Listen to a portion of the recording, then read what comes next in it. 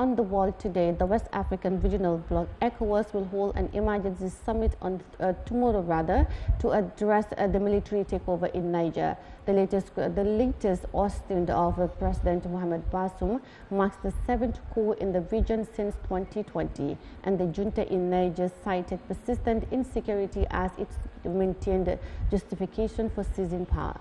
Now, 4 countries in the 15-member regional bloc are currently ruled by military junta. Here is more of that in this report. Military takeovers of governments have been commonplace in West Africa for decades. Political analysts say the coups have been caused by a multitude of factors. There is, flawed elections all across Africa. We just had an election in Sierra Leone that is as disputed as that of Nigeria. Look at what is going on in Kenya. So, flawed election is one of those variables. Economic, hardship also is one of them. Corruption also provides a fertile ground for then insecurity. The moment people are insecure, they feel that they are helpless under a democratic government. The next thing is to look in the direction of the military for survival. 4 countries in the 15-member regional bloc, the Economic Community of West African States, are being ruled by the military. The governments of Mali, Burkina Faso, Guinea and Niger have been overthrown by the military, with an attempted coup in Guinea-Bissau reported last year. The military blames the democratically elected governments for the problems in the country, including the prevalence of armed groups linked to Al-Qaeda and ISIS.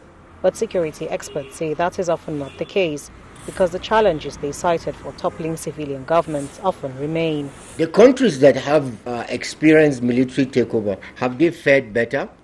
Are we going to say today that insurgents or terrorists are absent in Mali? Have they been able to contain the menace in Mali or in Burkina Faso or in Guinea? Have they been able to contain it as military leaders?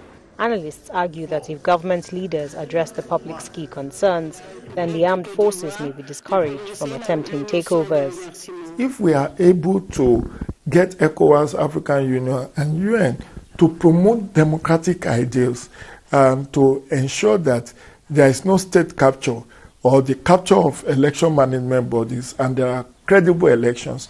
And of course, we cannot also rule out the factor of international or external interference in the affairs of African countries. Once those are not there, there will be no basis.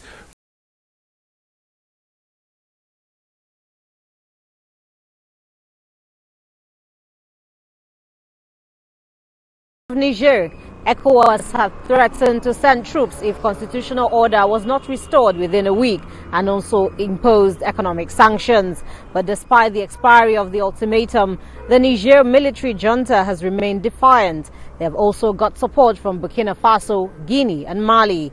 Ecowas leaders are expected to meet later this week in Abuja to decide if the bloc will intervene militarily in Niger as earlier announced. Ajak Mangut, CGTN, Abuja.